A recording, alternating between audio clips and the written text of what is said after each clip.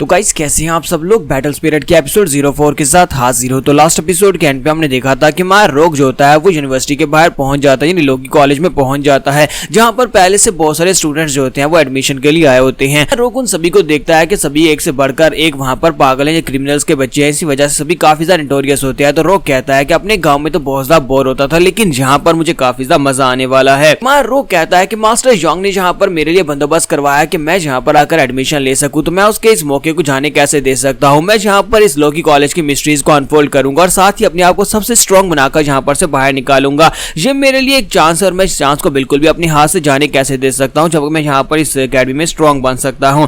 और इसी के साथ ही यहां पर साइड के ऊपर लोगी कॉलेज की बिल्डिंग का सीन दिखाता है। यहां पर लोगी कॉलेज का डायरेक्टर जो होता है वो एक लड़के को पीट रहा था और उसे कहता है कि मैं तुम्हें कितनी बार कहा है कि तुम यहां पर आकर बिजनेस नहीं कर सकते, लेकिन तुम हर बार यहां पर आ जाते हो। तुम्हें अच्छी तरह से पता होना चाहिए कि तुम्हें यहां पर कोई बिजनेस में नहीं मिलने वाला। तो इसी के साथ दरवाजे के ऊपर नॉक होती है और एक दूसरा वर्कर जो होता है वहां पर से अंदर आता है और उसे कहता है कि मैं अंदर आ जाऊं। तो वो कहता है हाँ ठीक है आ जाओ। तो इसी के साथ उसे कहता है कि डायरेक्टर देखो मैं यहाँ पर तुम्हारे लिए न्यूज लेकर आया हूं। तो उसे कहता है मिस्टर गाओ बताओ कि तुम्हारे यहाँ पर क्या काम है। तो मिस्टर गाओ उसे कहता है कि बहुत ही जल्दी यहाँ पर सेकंड टेस्ट स्टार्ट होने वाला है, तो क्या तुम यहाँ पर इस टेस्ट को देखने के लिए नहीं आने वाले। तो डायरेक्टर उसे कहता है कि नहीं मैं यहाँ पर इस बच्चों के टेस्ट को लेने के लिए क्यों आऊंगा, तुम्हें क्यों लगता है कि मैं यहाँ पर छोटे बच्चों के टेस्ट के लिए वहां पर आने वाला हूँ। इसी के साथ मिस्टर गाओ से कहते हैं लेकिन क्या तुमने सुना है कि इस बार जीडो का बच्चा भी यहाँ पर इस टेस्ट में हिस्सा लेने के लिए आया है। तो ये बात सुनते ही प्रेसिडेंट को झटका लगता है। फिर साथ ही मिस्टर गाओ से कहते हैं कि सिर्फ इतना ही नहीं है बल्कि जाई फैमिली का बच्चा भी यहाँ पर आया है, यानी जाई फैमिली का यंग मास्टर भी यहाँ पर इस टेस्ट में हिस्सा लेने के लिए आया है। तो ये बात सुनते ही प्रेसिडेंट कहते हैं इसका मतलब यह है कि इस बार तो काफी ज्यादा मजा आने वाला है। मैं इन दोनों को देखना चाहूंगा कि आखिर इन दोनों के पास क्या खास एबिलिटीज है, क्योंकि दोनों के बाप बहुत ज्यादा खास हैं। और इसी के साथ ही उसे कहता है कि इस बार तो काफी ज्यादा मजा आएगा। और इसी के साथ अनाउंसमेंट होती है, सभी बच्चों को बताया जाता है कि तुम्हारा सेकंड टेस्ट यहाँ पर स्टार्ट होने वाला है। सभी लोग यहाँ पर रूल्स को ध्यान से सुनो। तुम सभी लोगों को यहाँ पर रूल्स बताने वाला हूँ। पहला रूल यह है कि तुम्हें यहाँ पर कौवों को पकड़ना होगा। तो हमारा जो रोग होता है उसकी बात सुनने के बाद काफी हैरान होता है और कहता है क्या हमें यहाँ पर कौवों को पकड़ना होगा। साथ ही उन्हें कहा जाता है कि यहाँ पर इस सिटी के अंदर बहुत सारे क्रोज हैं, लेकिन तुम सभी लोगों को सिर्फ और सिर्फ उन्हीं कौवों को पकड़ना है जिनकी टांग के साथ एक स्क्रॉल लगा होगा, जिनके साथ एक मैसेज लगा होगा। और अगर तुम यहाँ पर उन कौवों को पकड़ लेते हो तो उनके लगे हुए मैसेज वाले पिन को उतार लेना और उसके बाद अगर तुम्हारे पास वो एंड तक यानी टेस्ट खत्म होने तक तुम्हारे पास रहा तो तुम इस टेस्ट में पास हो जाओगे। यहाँ पर इसके लिए कोई भी रूल्स नहीं है कि तुम इस कौवे को कैसे पकड़ते हो। तुम दूसरे कैंडिडेट्स के ऊपर अटैक भी कर सकते हो, लेकिन सिर्फ और सिर्फ एक ही रूल है कि तुम किसी की जान नहीं ले सकते। अगर चाहो तो दूसरों के पास उनके स्क्रोल्स या फिर उनके पास को छीन सकते हो। और एक और बात, यहाँ पर सिर्फ और सिर्फ टोटल 50 ऐसे कौवे हैं जिनकी टांगों के ऊपर यहाँ पर स्क्रोल्स लगे हुए हैं। तो ये बात सुनते अब सभी लोगों में टेंशन बढ़ जाती है। स्पेशली हमारा रोग जो होता है वो सोच रहा होता है कि ऐसा कैसे हो सकता है। हम जो डिसाइपल्स हैं यानी यहाँ पर जो स्टूडेंट्स हैं जो कि इस टेस्ट को देने के लिए आए वो तकरीबन 1000 होंगे, और यहाँ पर सिर्फ और सिर्फ 50 कौवे ऐसे हैं जिनके पास पास है। इसका मतलब यह है कि सिर्फ 50 डिसाइपल यहाँ पर पास हो सकते हैं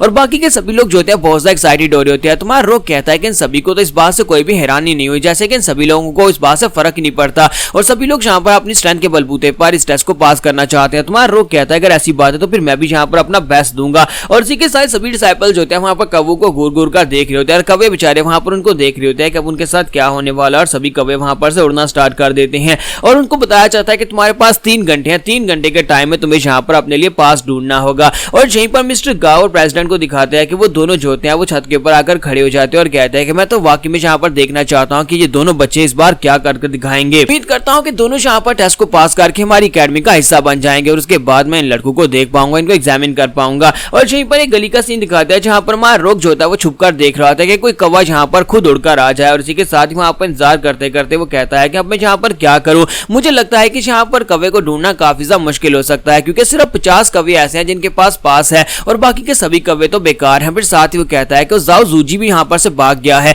मास्टर यांग ने मुझे उस जाओ जूजी को दिया था कि वो मेरे साथ रहेगा, लेकिन वो पता नहीं कहाँ पर गायब हो गया है। यहीं पर से हमारे रोग को एक कौवा दिखाई देता है जो कि सामने की तरफ उड़कर जा रहा होता है। तो हमारा रोग कहता है कि तो फाइनली यहाँ पर एक कौवा आ ही गया। और इसी के साथ हमारा रोग जो होता है वो जल्दी से जंप करता है और उसे पकड़ने की कोशिश करता है। तो कौवा रोते हुए बड़ी तेजी के साथ भागना स्टार्ट करता है। तुम्हारा रोग कहता है कि यहाँ पर से भागने का कोई फायदा नहीं, मैं काफी देर से यहाँ पर तुम्हारा वेट कर रहा था कि कब यहाँ पर कोई कौवा आया, अब यहाँ पर मैं तुम्हें जाने कैसे दे सकता हूँ। और जैसे ही वो उसको हाथ डालने लगता है तो कौवा जो होता है अपनी स्पीड को बढ़ाकर ऊपर चढ़ जाता है, वो बिल्डिंग के ऊपर चला जाता है। तुम्हारा रोग कहता है कि इंटरेस्टिंग, लेकिन मैं तुम्हें भागने नहीं दूंगा। और इसी के साथ तुम्हारा रोग वहीं पर लगे हुए एक डंडे को पकड़ता है और उसके साथ वहां पर फ्लिप करता है और ऊपर की तरफ जंप कर जाता है बिल्डिंग के ऊपर चढ़कर। साथ ही अपनी बैटल स्पिरिट को अपने पांव में एक्टिवेट करता है, गोंगी टेक्निक को यूज करते हुए कहता है कि अब मैं यहाँ पर तुम्हें बिल्कुल भी जाने नहीं दूंगा। हमारे लिए बहुत ही बड़ी ऑनर की बात है कि तुम्हें पकड़ने के लिए मैंने यहाँ पर अपनी बैटल स्पिरिट को एक्टिवेट किया और वो बड़ी तेजी के साथ जंप करता है और इस बार जब वो जंप करता है तो वो उसको पकड़ ही लेगा। उसका हाथ उसके काफी करीब पहुंच चुका होता है, लेकिन साइड के पर से दिखाते हैं टाई जैंग वहां पर से निकल आता है। टाई जैंग वहां पर विंडो को तोड़ते हुए वहां पर से जंप लगाता है, यानी दूसरी बिल्डिंग में होता है, वहां पर से विंडो को तोड़कर बाहर निकलता है और इसी के साथ ही वो कौवे को पकड़ लेता है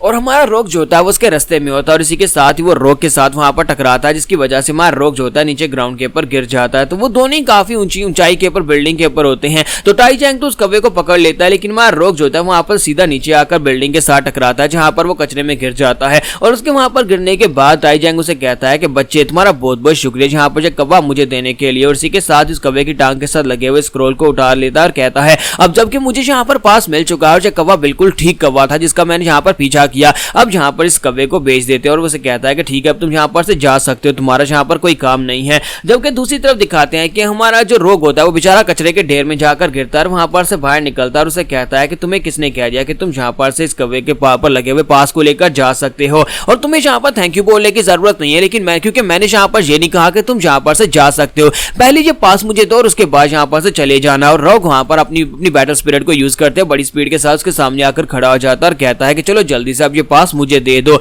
जबकि टाई जैंग उसे कहता है कि तुम्हारी स्पीड काफी ज्यादा अच्छी है, लेकिन क्या तुम्हें लगता है कि मेरी फिजिकल बॉडी के सामने तुम्हारी जो स्पीड काम आएगी, क्योंकि मेरी बॉडी आर्मर टाइप है और जहां पर तुम मेरी बॉडी को ब्रेक नहीं कर पाओगे। साथ ही उसे अपना नाम बताता है और कहता है कि मुझे जायंट टाई गैंग कहते हैं, अब मरने से पहले तुम्हें यहाँ पर मेरा नाम तो याद होगा कि तुम्हें किसने मारा था। और इसी के साथ ही वो कहता है कि अब मैं तुम्हें दिखाता हूँ कि मैं क्या कर सकता हूँ। और साथ ही वो अपने पंच के ऊपर वहां पर अपनी बैटल स्पिरिट को एक्टिवेट करता है, जिससे उसका पंच जो होता है वो स्टोन फिस्ट में चेंज हो जाता है और उसे कहता है कि अब देखना जल्दी से अपनी वार स्पिरिट को भुलाओ कि मैं यहाँ पर बाद में किसी को बताने लायक तो हूँ कि तुम्हारे पास यहाँ पर वार स्पिरिट थी और वार स्पिरिट वाले बंदे को मैंने हराया है। वो अपने पंच के ऊपर अपनी पावर्स को रिलीज कर रहा होता है। इसी के साथ ही हमारा जो रोग होता है वो बड़ी तेजी के साथ आगे बढ़ता है और उसे जाकर एक पंच दे मारता है। जैसे वो उसकी चेस्ट के ऊपर पंच मारता है तो उसी के साथ ही वहां पर कुछ भी नहीं होता। तो वो मोटा टाई गैंग उसे कहता है कि मैंने तुमसे कहा नहीं था कि यहाँ पर कुछ भी नहीं होने वाला, मैंने तुम्हें कहा था कि मेरी बॉडी जो है वो बहुत ज्यादा पावरफुल और इंडिस्ट्रक्टेबल है और तुम्हारी इस लिटिल पावर के साथ तुम यहाँ पर कुछ भी नहीं कर पाओगे। और उसी के साथ अब टाई जैंग जो होता है वो उसे पंच मारता है। तो जब वो हमारे रोग को पंच मारता है तो वो पंच काफी ज्यादा हैवी होता है, जिससे हमारा रोग जो होता है पीछे गिरता है, साथ ही उसके मुंह से ब्लड निकलना शुरू हो जाता है।